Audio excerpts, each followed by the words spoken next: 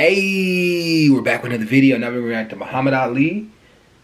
Most controversial debate on white people or devils with William F. Buckley Jr. Let's get it. I'm interested in this. Let's go. It's an old video, so we throwing it back right now. Let's go.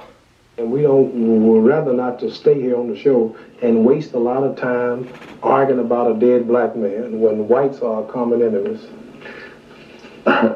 Well, I no doubt, of course, he teaches you that. Damn, that just made it. He just got up like, oh, well, I can't believe you just said that. It's uncomfortable, didn't it?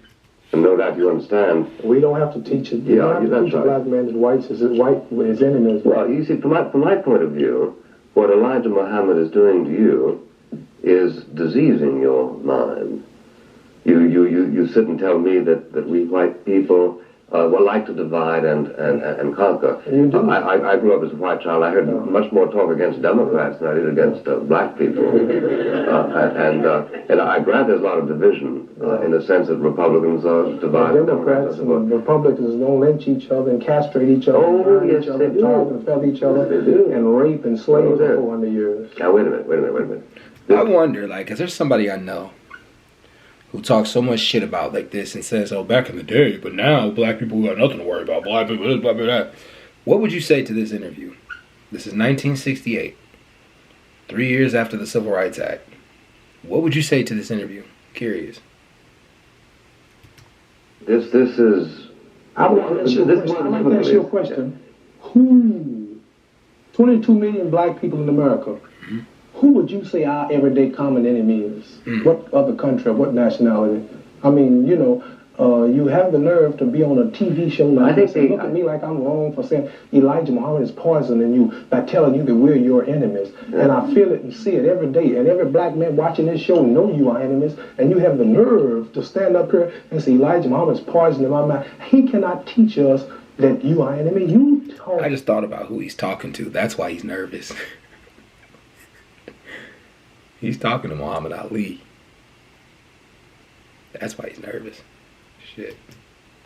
And your people daily, Martin Luther King is bumped off unjustly. Adam Clayton Powers bumped off unjustly. They took my title unjustly. They killed Medgar Evers unjustly. All the integrators who love white folks was unjustly kicked out of Washington. They've been deprived of education and poverty throughout the country. They just came back from Vietnam, 12 boys in Chicago, and they sat on the television and they told how white soldiers are teaching Viet Congs to hate them. They fly rebel communist flags, and they doing everything that they can to them right there in Vietnam. Now you're going to tell me that Elijah Muhammad and trying to make the public think that he's poisoning me by teaching us the truth. If here's his latest newspaper. Now wait a minute. Here's his latest. Don't hold it there. Here's his latest newspaper. Muhammad Speaks. Now it's full of truth. You can get the paper in every city. You can buy Muhammad Speaks.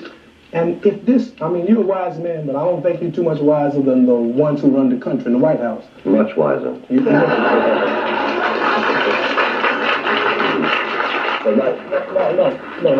Let me try to make this point. No one challenges nothing he teaches. You're intelligent, I'm intelligent. We all know he's here.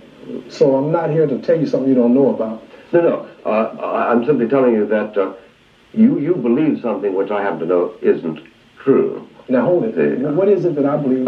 You believe it's not true. You believe that the entire white community is your enemy. I happen to know it's not your enemy. I doubt if there's anybody in this room who is your enemy. You what. But I do believe that just as Hitler persuaded all the Germans to believe that all the Jews were their enemy, that the people are engaged in spreading this kind of virulence, and that some very, very sincere people get caught up in it. You're an example of it.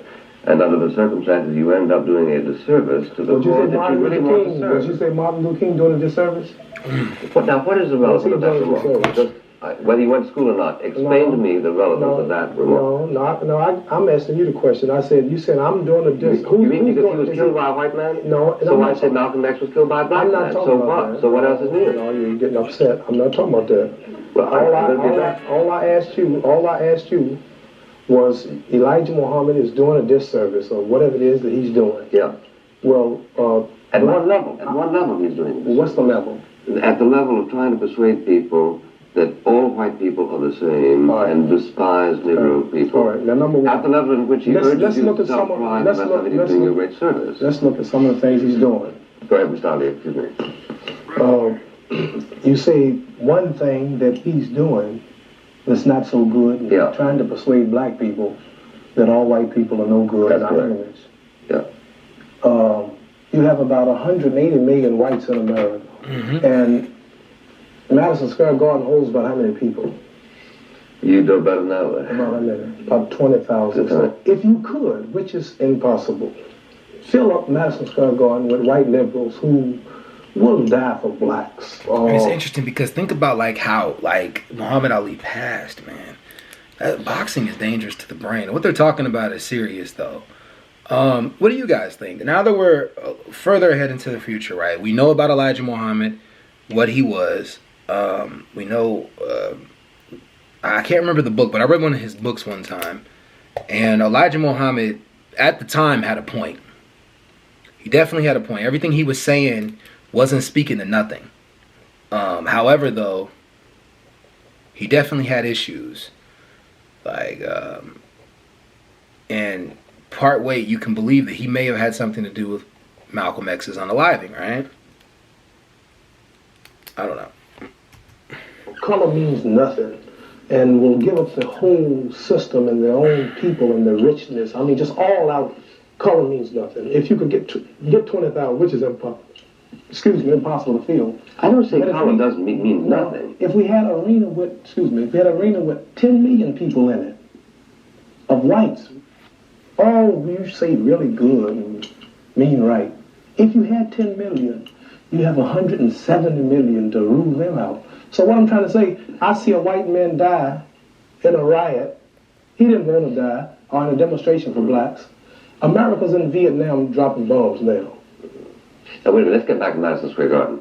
Because it's one thing to say that white people aren't the enemies of black people, and another thing to say that color doesn't make any difference. It does. So does race, so does religion. For instance, the Italians and the Irish in New York get along pretty well.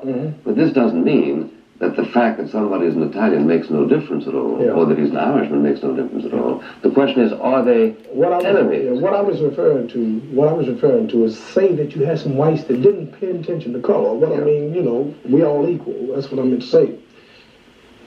It wouldn't help the problem. I mean, there's so few. For every one white that you can find me that you may say that's liberal, it means right, I'm sure that you could find 5,000 to every one who would kill him for trying to help. Right. So there's so few until... Why aren't there more dead white liberals?